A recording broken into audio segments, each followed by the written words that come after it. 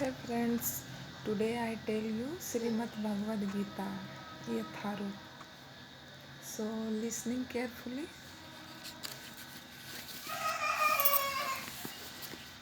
पृष्ठभूमि यद्यपि भगवद गीता का व्यापक प्रकाशन और पठन होता रहा है, किंतु मूलतः यह संस्कृत महाकाव्य महाभारत की एक उपकथा के रूप में प्राप्त है। महाभारत में वर्तमान कलयुग तक की घटनाओं का विवरण मिलता है। इसी युग के प्रारंभ में, आज लगभग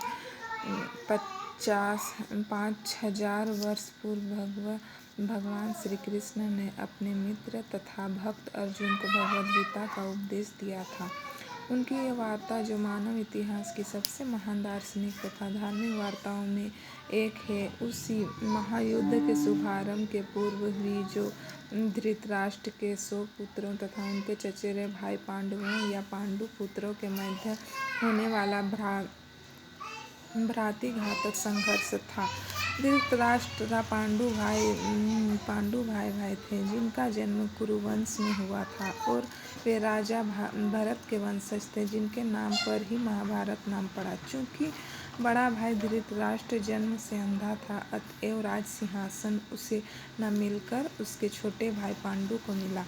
पांडु की मृत्यु अल्प आयु में हो गई, अतएव उनके 5 पुत्र युधिष्ठिर, भीम, अर्जुन, नकुल तथा सहदेव धृतराष्ट्र की देखरेख में रख दिए गए, क्योंकि उसे कुछ काल के लिए राजा बना दिया गया था। इस तरह धृतराष्ट्र तथा पांडु के पुत्र एक ही राजमहल में बड़े हुए। दोनों ही को गुरु द्रोण द्वारा सैन्य कला का प्रशिक्षण दिया गया, और पूज्य भीष्म पितामह उनके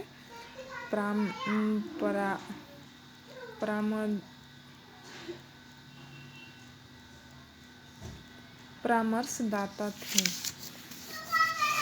तथापि धृतराष्ट्र के पुत्र, विशेषतः सबसे बड़ा पुत्र दुर्योधन, पांडवों से घृणा और ईर्ष्या करता था। अंधा तथा दुर्लभ हृदय धृतराष्ट्र पांडु पुत्रों के स्थान पर अपने पुत्रों को राज्य का उत्तराधिकारी बनाना चाहता था। इस तरह धृतराष्ट्र की सहमति से दुर्योधन ने पांडु के युवा पुत्रों की हत्या करने का षड्यंत्र रचा।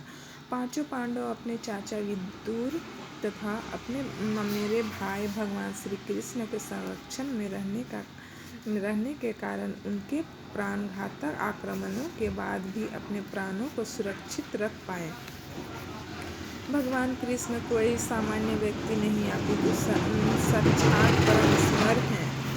उन्होंने इस धराधाम में अवतार लिया था और अब एक समकालीन राजकुमार की भूमिका निभा रहे थे। वे पांडु की पत्नी कुंती या पृथा, पांडवों की माता के भतीजे थे। इस तरह संबंधों के रूप में तथा धर्म के शाश्वत पालक होने के कारण वे धर्मपरायण पांडुपुत्रों का पक्ष लेते रहे और उनकी रक्षा करते रहे। किंतु अंततः चतुर दुर्योधन ने पांडवों को धृतक्रीड़ा के लिए ललकारा। उस निर्णायक स्पर्धा में दुर्योधन तथा उनके भाइयों ने पांडवों की सती पत्नी द्रौपदी पर अधिकार प्राप्त कर लिया और उसे राजाओं तथा राजकुमारों की सभा के मध्य निर्वस्त्र करने का प्रयास किया। कृष्ण के दिव्य हस्तक्षेप से उसकी रक्षा हो सकी। उस धृतक्रीड़ा में छल के प्रयोग के कारण पांडवों की हार हुई तथा उन्हें अपने राज्य से वंचित होना पड़ा और 13 वर्ष तक वनवास के लिए जाना पड़ा। वनवास से लौटकर पांडवों ने धर्म सहित विधि से दुर्योधन से अपना राज्य मांगा, किंतु उसने देने से इनकार कर दिया। क्षत्रियों के शास्त्रोनुमोदित कर्तव्य को पूर्ण करने के लिए 5 पांडवों ने अंत में अपना पूरा राज्य न मांगकर केवल 5 गांवों की मांग रखी, किंतु दुर्योधन सुई की नोक भर भी भूमि देने के लिए सहमत नहीं हुआ। अभी तक तो पांडव सहनशील बने रहे, लेकिन अब उनके लिए युद्ध करना अवश्यम्भावी हो गया। विश्व भर के राजकुमारों में से एक धृतराष्ट्र के पुत्रों के पक्ष में थे तो कुछ पांडवों के पक्ष में। उस समय कृष्ण स्वयं पांडुपुत्र के संदेशवाहक बनकर शांति का संदेश लेकर धृतराष्ट्र की राजसभा में गए। जब उनकी याचना अस्वीकार हो गई तो युद्ध निश्चित था।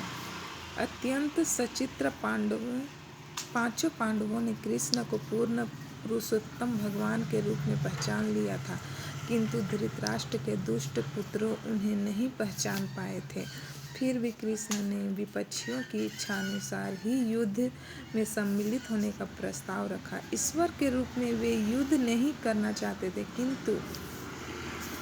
किंतु जो भी उनकी सेना का उपयोग करना चाहे कर सकता था। प्रतिबंध यह था कि एक ओर कृष्ण की संपूर्ण सेना होगी तथा दूसरी ओर वे स्वयं एक परमादर्शदाता तथा सहायक के रूप में उपस्थित रहेंगे।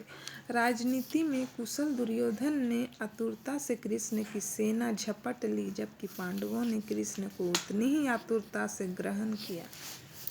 इस प्रकार कृष्ण अर्जुन ने सारथी बने और उन्होंने उस सुप्रसिद्ध धनुर्धर का रथ हाँकना स्वीकार किया।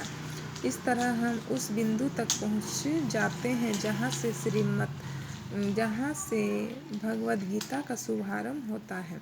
दोनों ओर की सेनाएं युद्ध के लिए तैयार खड़ी हैं और धृतराष्ट्र अपने सज्जन से पूछ रहा है कि उन सेनाओं ने क्या किया। इस तरह सारी पृष्ठभूमि तैयार है। आवश्यकता है केवल इस अनुवाद तथा भाष्य के विषय में संक्षिप्त टिप्पणी की।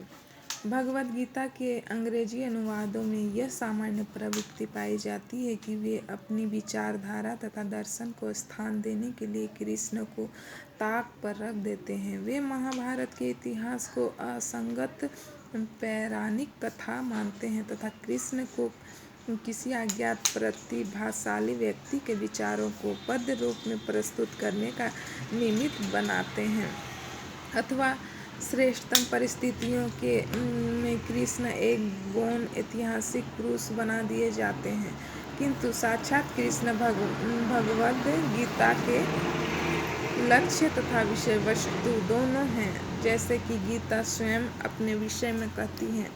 अतः यह अनुवाद तथा इसी के साथ दिया हुआ भाष्य पाठक को कृष्ण की ओर निर्देशित करता है, उनसे दूर नहीं ले जाता। इस दृष्टि से भगवद गीता यथारूप अनुपम है। साथ ही इसकी सबसे बड़ी विशेषता यह है कि इस तरह यह पूर्णतया ग्राह्य तथा संगत बन जाती है, चूँकि गीता के वक्ता एवं उसी के साथ चरम लक्ष्य भी स्वयं कृष्ण है।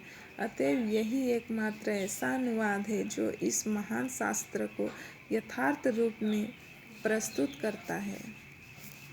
धन्यवाद।